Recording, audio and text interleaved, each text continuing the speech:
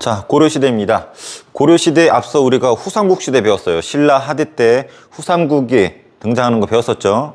그래서 지방의 실력자, 호족들이 등장하는데 그 중에 하나가 후백제에 세운 견훤이 있었습니다. 후 고구려를 세우는 궁예도 있었고, 그리고 신라를 마지막까지 이끌었던 신라 마지막 왕이 누구죠? 경순왕 기억나나요? 그래서 신라는 경순왕. 그래서 이렇게 3파전이었었죠. 이렇게 후삼국이 있었어요. 근데 궁예가 포갑정치하니까 궁예를 밀어내고 왕건이 나라를 세웠죠. 그래서 고려라는 나라를 세웠습니다. 그래서 왕건은 이 신라랑 이 후백제를 포섭하는 게 문제였었겠죠. 근데 보통 착각을 해요. 요 삼국을 통일하고 나서 고려를 만들었다라고 착각을 하는데 고려가 먼저 만들어져요. 고려가 먼저 만들어지고 여기 보면은 신라의 경순왕 항복하고 후백제가 망하고 그럼으로써 통일이 이루어진 거예요. 보통은 고려가 이쪽에 있을 거로 착각하는데 아닙니다. 꼭 기억해 주세요. 고려가 먼저 건국이 되고 신라 망하고 백제 망하고 그리고 재통일이에요. 그래서 요 흐름, 여기 흐름 정도 알아두면 돼요. 우리 중학교 교과서에서는 고려랑 후백제랑 경쟁하는 부분이 나와 있습니다.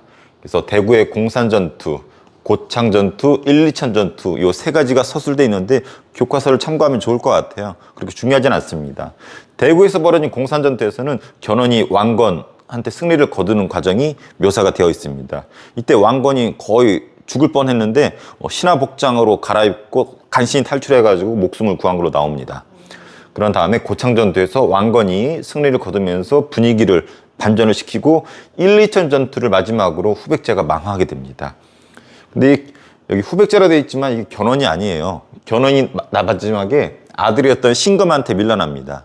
그래서 아버지한테 밀려난 견훤이 궁예한테 찾아가서, 궁예가 아니죠, 왕건한테 찾아가서 도와달라고 하죠. 그래서 왕건이 견훤을 이렇게 품습니다. 그래서 여기서 말하는 후백제는 아버지였던 견훤을 배신한 신검을 무너뜨린 걸 말하는 거예요. 이해되죠? 사극에 잘 묘사되어 있습니다. 이게 안 되면 이해 안 해도 좋아요. 이 정도 흐름만 이해하면 좋습니다.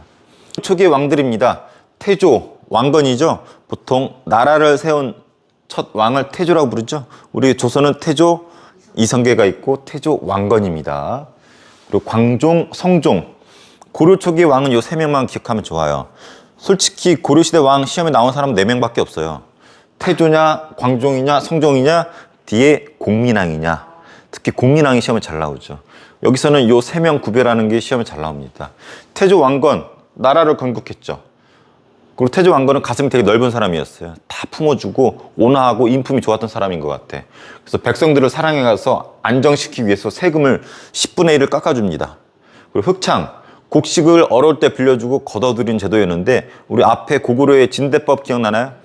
춘대춘합 방식의 진대법과 비슷한 게 흑창이에요. 중요하진 않아요. 근데 이 부분은 아주 중요합니다. 호족정책. 왕건이 나라를 세웠지만 왕건이 완전히 통합한 게 아니야. 전국을 완전히 싸잡아서 통일한 것은 거의 조선시대 때가 그렇게 운영이 되고, 실질적으로 왕건은 통일했다고는 하지만 지방에 힘 있는 호족들 있죠. 호족들을 자기 편으로 만들었을 뿐인 거지 호족을 완전히 자기 아래로 둔 게 아닙니다. 한마디로 왕건과 지방의 실력자였던 호족들하고 연합해서 세운 나라가 고려예요. 그러니까 이 호족 새끼들은 어떻게 관리를 잘해야 돼. 미친 듯이 뚝갑해가지고 끌어안든지 아니면 이렇게 품어주든지. 왕건은 어떤 방식을 택했을까요? 왕건은 2가지 방식을 다 채택했습니다. 이렇게 품어줄 때도 있었고 졸라 뚝갑할 수도 있었고. 먼저 강경책, 졸라 뚝갑합니다. 그래서 알아둬야 돼요. 기인제도, 인질제도예요. 지방의 호족들, 예를 들면은 수도가 여기 개성, 개경이거든요. 요 지방의 호족들이 있을 거 아니야. 얘네들 자식들을 일정 기간 수도에 와서 살도록 합니다. 근데 지방에서 반란 일으키면은 자식들을 어떻게 할까? 죽여버리는 거야. 자식을 인질로 잡는 이 제도, 기인제도입니다. 그리고 사신관 제도라는 걸 실시를 해요. 수도가 여기지만 왕건은 거의 여기는 케어가 되지만 지방은 케어가 안 된단 말이야. 이 새끼들 반란 일으킬 수 있단 말이야. 그래서 요 지역을 케어하기 위해서 왕건이 지방에 사신관이라는 사람을 파견합니다. 그래서 요 지역을 감시하도록. 근데 이 지역이 어떤 일이 있는지 잘 모르잖아. 사람들도 잘 모르고. 그래서 가급적이면 요 지역을 잘 아는 사람을 이쪽으로 보내서 여기를 케어하도록 시키는 거지. 이것을 사신관 제도라고 부릅니다. 그래서 최초의 사신관이 누가 있었냐면 경순왕입니다. 경순왕에서 들어보지 않았어요? 신라 마지막 왕. 그러니까 어디를 제일 잘 알겠어? 경주 지역 제일 잘 알겠죠. 그래서 경순왕을 경주 지역에 보내서 그쪽을 케어하도록 사신관으로 임명합니다. 그래서 인질로 잡거나 그 지역을 잘 아는 사람을 보내서 케어를 하거나 이런 식으로 호족들을 강하게 옥죄었던 것이 왕건의 정책이었어요. 머리가 좋은 거죠.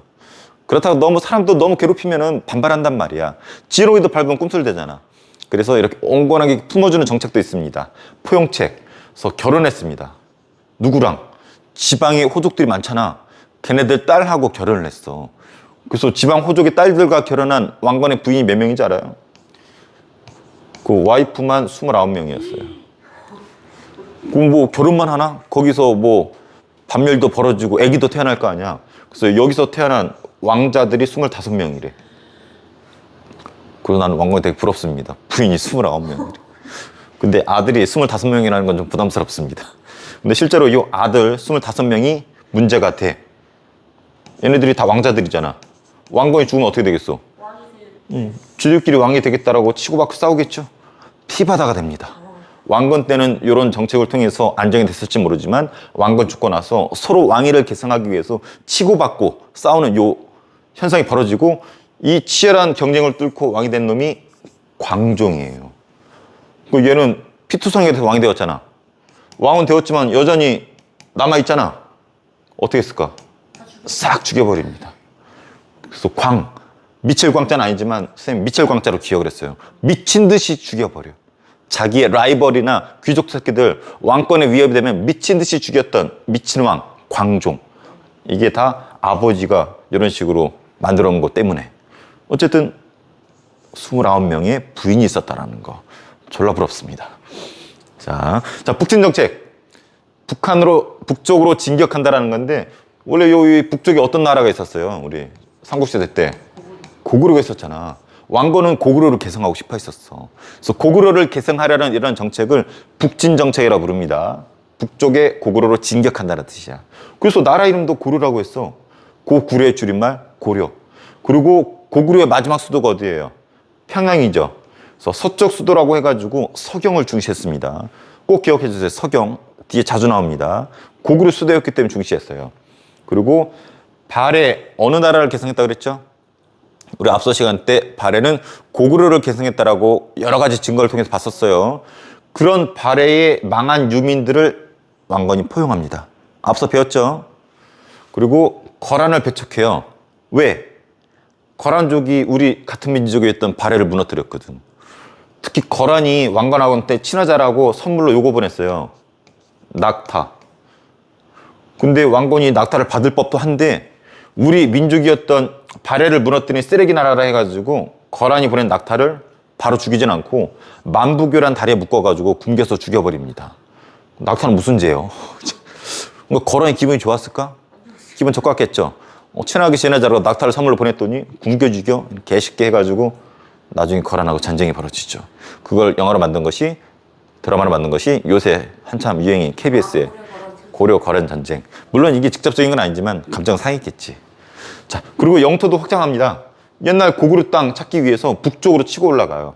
그래서 청천강에서 영흥만까지 북쪽으로 좀 치고 올라갑니다. 그래서 요거 공통점 고구려를 계승하려 했던 북진 정책이었다라는 거. 그리고 불교를 되게 좋아해. 그래서 연등에 등 다는 거랑 지금은 안 하지만 팔관회 같은 거 행사를 되게 중시했습니다. 그리고 죽기 직전에 훈요십자라고 해가지고 자기 후손들한테 남기는 10가지 유언을 남겼어요. 그래서 이런 단어들 나오면 태조 왕건이라는 거. 그리고 이렇게 피바다를 뚫고 어렵게 왕이 된 광종 미친 듯이 죽인다 그랬죠. 그래서 호족들이나 귀족들 싹싹 누릅니다. 그래서 호족들 죽여버려. 그래서 이 호족 새끼들 죽이기 위해서 실시했던 거 노비 안건법. 노비들을 풀어줘요. 누구 노비들? 호족이 데리고 있던 노비들을 풀어줍니다. 무작정 풀어줄 수는 없잖아. 불법으로 호족이 노비로 만든 애들이 있겠죠. 원래 노비가 되면 안 되는데 호족이 불법으로 노비가 된 애들이 있어. 얘네들을 풀어줘. 그러면 호족이 데리고 있던 노비들이 풀려나. 그러면 노비도 재산이잖아. 호족들의. 그들의 경제적 또 호족들의 군사력도 되잖아. 군사력도 줄어드는 거죠. 그래서 호족의 경제 군사력을 줄이기 위해서 노비안건법이라는 걸 실시합니다. 그리고 과거제를 시행합니다. 우리 역사상 최초야. 과거제가 뭐야? 유교 실력을 물어서 시험 봐서 관리를 뽑는 거잖아. 공무원을 뽑는 거잖아. 지금도 공무원 시험이라 이름이 바뀌었을 뿐인 거지 과거제잖아. 우리 5,000년 역사에서 처음으로 시험 봐서 관리를 뽑는 게 광종 때 처음 시작됩니다. 오리지널 원조는 중국 수나라예요. 그래서 중국의 후주에서 넘어온 쌍기란 사람이 있어. 후주란 나라에서 넘어온 쌍기란 사람이 건의를 합니다. 전하, 중국에 보니까 과거제 시행합니다. 이거 합시다. 근데 이게 어떤 의미가 있냐면 옛날 호족의 자식들은 그냥 자동으로 관리가 됐잖아. 근데 이제 시험을 통과해야 돼. 이 새끼들 견제하는 역할을 할 수 있겠죠. 너네 무조건 호족 자식이라 관리가 되는 거 아니야? 시험 통과해야 돼. 세대 교체가 벌어집니다. 또 이것도 역시 호족을 견제하는 정책이죠. 그리고 관리들의 공복, 유니폼을 입혔어요. 색깔을 달리해서. 왕을 기준으로 색깔을 쭉 서열화해버리면 왕권 강하죠. 그리고 연호, 알죠? 연호를 제정했는데 광덕 중풍이라는 거. 자신감 있는 거지. 힘이 세다라는. 그래서 이런 거 나면 광종. 그리고 성종. 성종은 조선도 있고 고려도 있습니다. 근데 성자는 아무한테나 붙이는 성자가 아니야. 한자로 이렇게 씁니다. 이룰 성자예요. 뭘 이루냐면 나라의 틀을 마련했다라는 거지. 어떤 제도 같은 거, 그런 것들이 이때 거의 완비가 되었다라는 거예요. 그래서 성종 때 완성이 됩니다. 여기에 기여를 한 사람이 최승로라는 사람이야. 이 사람이 시무 28조라는 걸 건의를 합니다. 최승로는 능력은 있지만 뼈다구 출신이 좋지 않아서 왕따당했던 애들. 신라 골품제 기억나나요? 신라 골품제 중에서 똘똘이지만 뼈다구 풍계가 좋지 않았던 불만 많은 애들 있잖아. 육두품 출신이야. 고려시대 때 배우지만 바로 직전이 통일신라 시대거든. 시대를 얘는 그러니까 통일신라도 살았고 고려도 살았던 거야. 통일신라 때는 육두품이었는데 여기서는 고려시대가 되고서는 똘똘이 대우를 받는 거지. 얘가 시무 28조라는 개혁안을 왕한테 올립니다. 받아들여 성종이. 그래서 최승로가 뭘 건의하냐면 유교 정치합시다. 우리가 불교 국가인데 불교를 통치하지 말고, 태조는 이제 불교 되게 중시했잖아. 요거 말고 대세는 유교입니다. 유교로 갑시다. 유교로 통치합시다 라고 건의를 하고 성종이 받아들입니다. 그리고 이룰 성자라고 그랬죠. 어떤 나라의 기틀이 되는 틀을 거의 이때 완성을 하게 돼요. 요건 이따 자세히 볼 거고. 요 시무 28조 내용이 여기 있어요. 시험에 잘 나와요. 청컨대 전하 부탁하건대 이거 하십시오. 외관 바깥 외자, 수도 바깥에 지방관을 보내십시오. 지방을 견제해야 됩니다. 호족 새끼들이 아직 힘이 있기 때문에 지방을 견제하십시오. 그리고 연등이나 팔간회 같은 거 폐지하십시오. 태조 왕건이 강조했었던 요거 폐지하십시오. 불교 행사입니다. 불교 대신 뭐 합시다? 유교합시다. 이거 나오잖아. 불교 물론 좋습니다. 하지만 수신에 좋습니다. 수신은 개인의 마음가짐을 다스리는, 개인적으로 수행하는 데는 불교 좋습니다. 인정합니다. 하지만 나라 다스리는 데는 불교 아니에요. 유교가 좋습니다. 유교가 치국의 근본입니다. 다스릴지 나라국. 나라를 다스릴 때는 유교로 합시다. 그러니까 개인적으로 종교활동은 불교로 가지만 나라 다스릴 때는 유교로 합시다. 무슨 정치하자? 유교 정치하자. 성종 때입니다. 최승로. 자, 옆에 자료 볼게요. 훈요 10조입니다. 아까 누구의 유언이었어요? 왕건. 그래서 뭐 부처 강조하고 있고 연등의 팔간에 불교를 중시한 거 보이죠? 그리고 풍수지리를 강조해. 명당 따지는 거. 그래서 서경은 풍수지리상 명당이니까 중요시해야 된다. 이런 논리도 있을 수 있겠죠. 거라는 fuck you 난리죠. 야만의 나라다 해가지고. 근데 이걸 기억해 주세요. 서경을 중요시하라. 서경이 지금이 어디라 그랬어요? 평양. 옛날 고구려의 마지막 수도였었죠. 평양을 중시한 사람 왕건. 왜? 북진정책의 일환으로 고구려를 개성하고 싶었기 때문에 서경을 중시합니다. 여기 나오네. 북진정책. 북쪽에 고구려를 개성하려고 했던 정책. 그래서 원래 영토가 이렇게 있던 것을 이렇게 넓힙니다. 대동강에서 시작하던 것을 청천강에서 시작하는 걸로 요만큼 영토도 확장시켰던 왕이 왕건이에요. 고려의 수도 알아두세요. 개성, 개경이라고도 하죠. 개경 혹은 개성이 고려의 수도예요. 계속 나옵니다. 하지만 또 다른 수도로 서경, 지금 김정은 뚱땡이가 살고 있는 평양도 중시했었다라는 거 이해되죠? 자, 고려의 통치제도입니다. 먼저 중앙정치랑 지방행정 볼 텐데 이런 거 웬만하면 성종 때 완성이 됩니다. 자, 고려의 중앙정치인데 잘 보세요. 당나라의 삼성육부 기억나나요? 지난주에 배웠잖아. 발해도 받아들인 거잖아. 근데 독자적으로 썼었다고 그랬죠. 고려도 마찬가지예요. 이게 워낙 유명하기 때문에 당나라의 삼성육부를 따라했어요. 그러면 성이 몇 개라는 거야?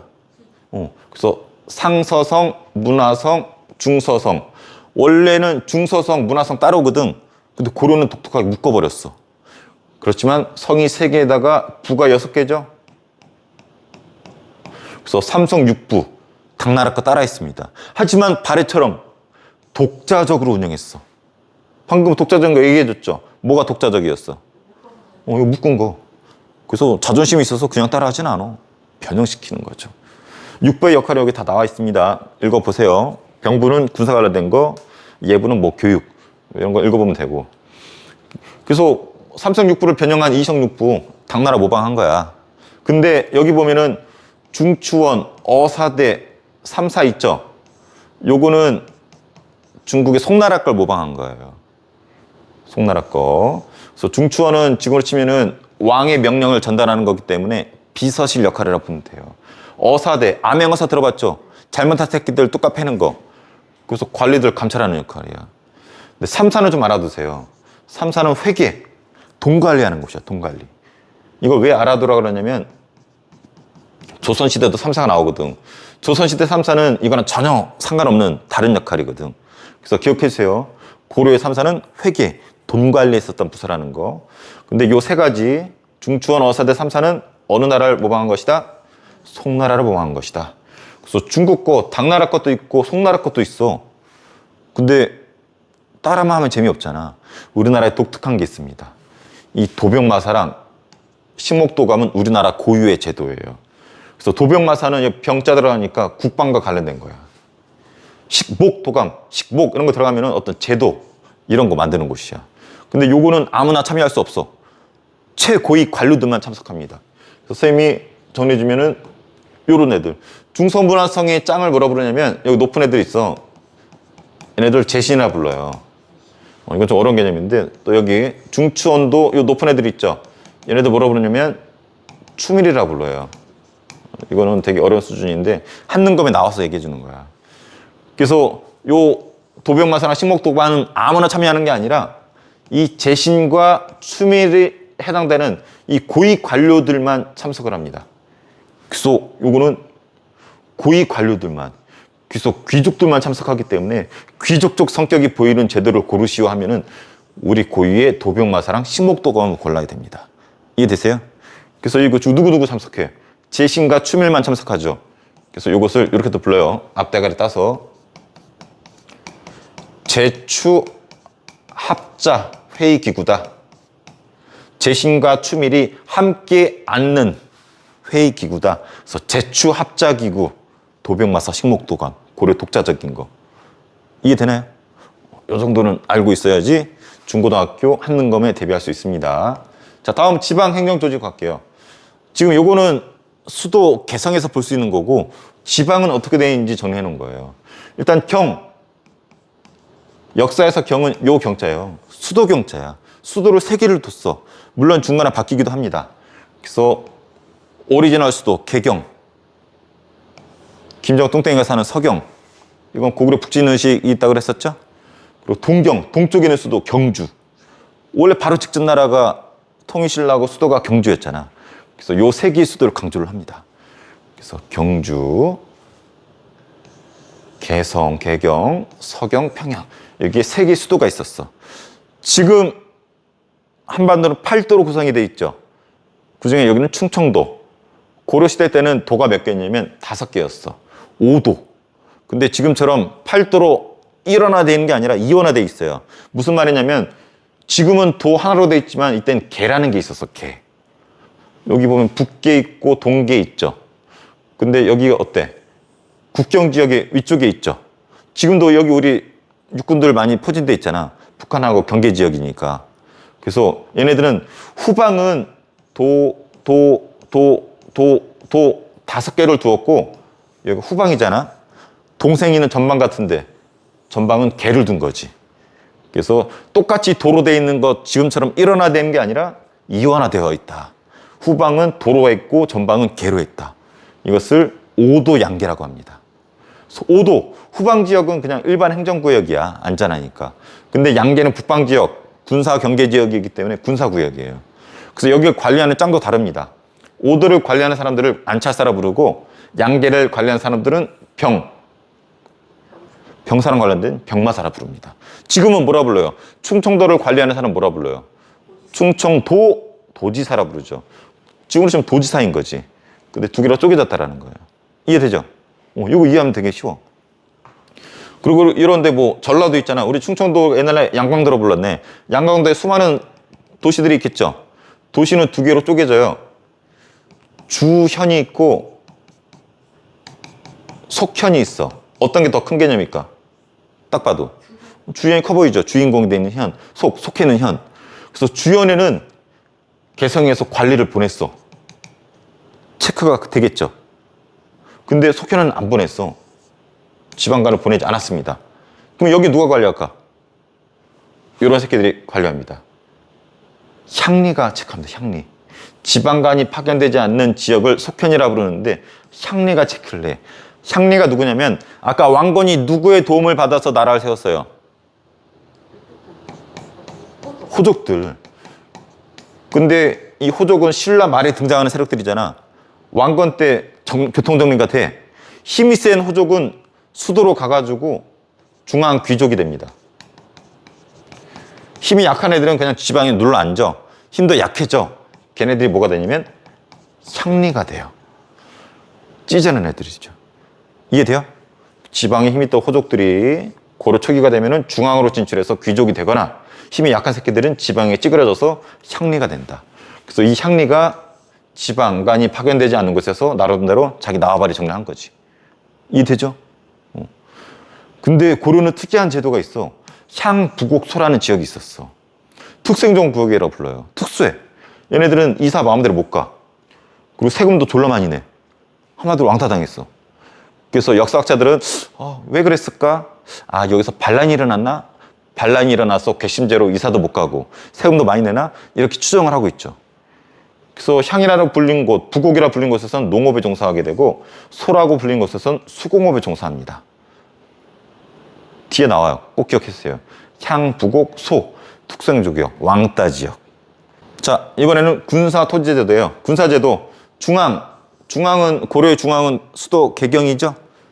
2군 6기로 구성되어 있습니다. 왕을 지키거나 수도를 방해하는 거. 요새 서울에 보면 수도 경비 사령부인가? 수방사인가? 수도방어사령부? 그런 거 해당되겠죠. 2군 6기. 지방. 우리 충청 같은 지방은 여기 속했겠죠. 5도. 5도에는 주현군이 있었습니다. 현이 있었기 때문에.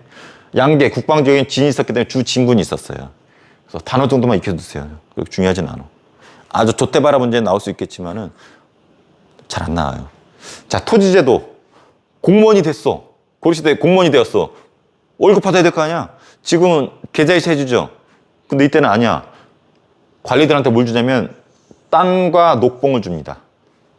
일단 녹봉은 이런 것들이야. 현물, 곡식 같은 거야. 이거 먹고 살아. 근데 토지도 줘. 민영이가 고려시대 관리가 되면 땅을 줍니다. 근데 이 땅에 소유권을 준 게 아니야. 이 땅에는 농사꾼들이 있겠죠. 얘네들이 원래는 국가에다가 세금을 내. 자기 생산한 거 10분의 1을 내게 돼 있거든. 근데 민영이가 이 땅을 관리가 됐다 해가지고 땅을 받았어.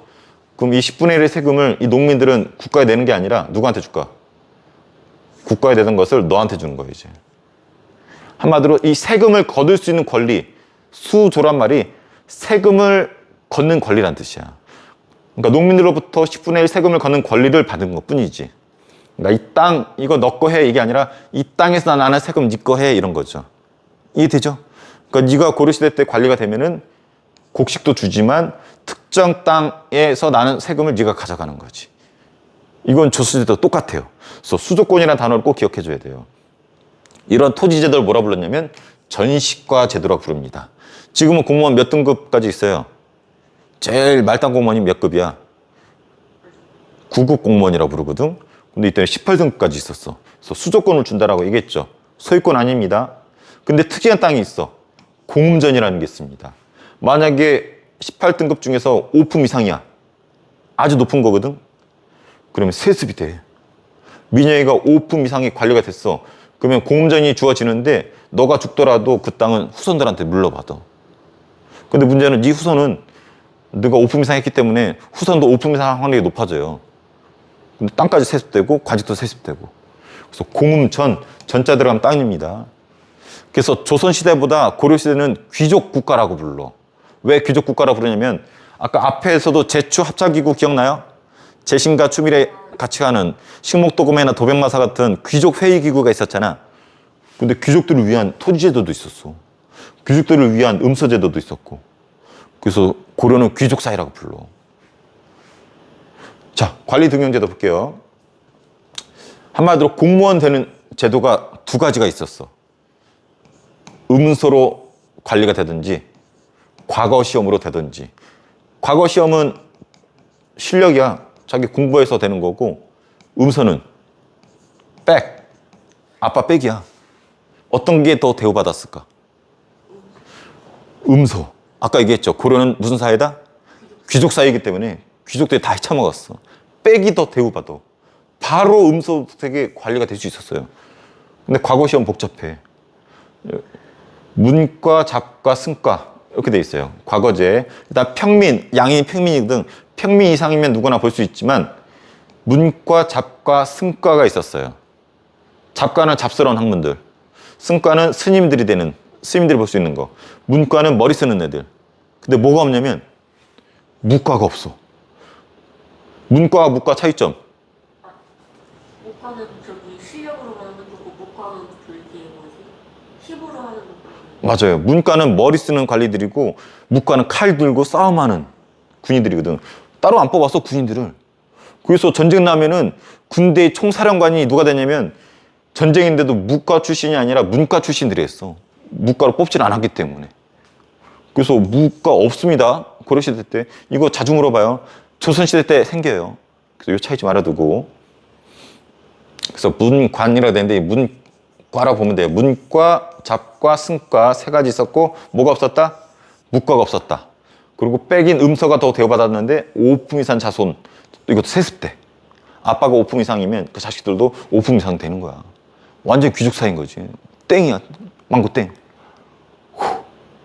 자, 교육을 위해서 수도에 국자감이 있었고 지방의 향교를 통해서 유교를 교육시켰다. 정리해보세요. 자, 최종 정리할게요. 자, 후삼국 통일 과정. 고려가 먼저 건국된다 얘기했습니다. 그리고 신라 항복하고 후백제가 망하면서 삼국 통일이 이뤘다라는 거 흐름 알아두세요. 자, 고려 초기 왕 요 3명 구별하는 거 시험에 나온다고 그랬습니다. 태조 왕건 호족과 나라 세웠기 때문에 호족을 견제하거나 찍어 눌렀어야 돼. 호족을 강하게 대했던 기인제도, 인질제도, 사신관제도 있었고 그들 끌어안기 위한 결혼정책, 사성정책. 아까 사성정책 얘기 안 했네요. 왕시성을 줬어요. 너가 이민형이잖아. 이때 왕건 눈에 띄면은 너랑 왕건이 너가 친하고 싶어. 지방 호족이었던 웅천 호족이었던 이민영과 친하고 싶으면은 너한테 왕시성을 하세해 주는 거야. 이민영 대신에 왕민영 이런 식으로. 그래서 왕시성이 이때는 왕족 성씨이기 때문에 대우를 받습니다. 그리고 북진정책. 고구려 개성하기 위한 거. 나라 이름도 바꿨고 서경을 중시했고 영토도 확장하고 그리고 훈효십조 남겼고 광종 아버지 아들이 태조 왕건의 아들이 25명이라고 그랬죠. 피 튀기는 왕이 다툼을 하다가 왕이 된 애가 광종이야. 그래서 호종을 죽입니다. 그러기 위해서 시작한 건 노비안건법, 과거주 시행 꼭 기억해 주세요. 관리 옷 입혔고 연호까지 제정할 정도로 왕권이 셌었던 사람 광종. 성종, 일을 성자라고 그랬죠. 나라의 기틀이 이뤄집니다. 최승로의 개혁안 받아들여서 유교 정치합니다. 그래서 유교는 치국의 근본이다라고 하면서 유교 정치, 불교보단 유교. 자, 요거는 왕건의 훈요 10조였었죠. 그래서 서경 중시하러 나왔었고 북진 정책의 일환으로 왕건은 북쪽으로 진격해 갔었고. 자, 통치 체제입니다. 중앙 정치 개경에 가면은 왕 아래로 이런 기구들이 있었어요. 그래서 삼성 육부. 삼성을 2부로 줄였지만 기본 틀은 당나라의 삼성 6부를 따라한 거고, 중추원 어사대 3사 송나라 따라한 거고, 우리나라 고려의 고유적인 제도 도병마사랑 식목독감이 있었습니다. 고려 거 독자적이다. 하지만 고위 관료들이 참석했었다. 중서성의 재신과 중초원의 추밀이 같이 들어갈 수 있었던 귀족 성격이 강한 거였다. 그래서 죄추 합자기구였었다. 지방에 가면 이런 게 있었어요. 수도 3가지, 개성, 평양, 경주 볼 수 있었고, 자, 이원화된 지방 행정 조직이 있었죠. 후방에 5도, 전방에 양계. 그래서 5도 양계. 그래서 지금의 도지사격인 관리들이 다리를 파견됐었고, 향부국서라고 하는 특생정구역이 있었죠. 아주 왕따 당하는 지역이었어요. 고려만이 있었고 조선 때 사라진다. 군사제도는 읽어보고, 토지제도는 전시과 제도라고 해서 18등급에 따라서 수저권과 녹봉을 줬었죠. 그리고 공전이라고 해서 5품 이상의 관리들은 세습이 되는 땅을 주어졌었다라는 거. 그리고 관리등용제도는 과거제 아닌 음서 2가지로 관리가 돼 있었습니다. 음서는 5품 이상의 자손들한테 주어졌고 세습이 됐었고, 한마디로 빽! 과거에는 실력이 있는데 문과, 무과, 작가, 승과가 있었고 무과가 없었다라는 거. 하지만 고려는 귀족 사회이기 때문에 음서가 더 대우받았다는 거. 교육제도 읽어보고, 방금 여기서 고려는 귀족 사회라는 특징 볼 수 있는 거 여기서 볼 수 있었고, 여기 공음전 볼 수 있었고, 음서제 볼 수 있었죠. 정리 한번 해보세요.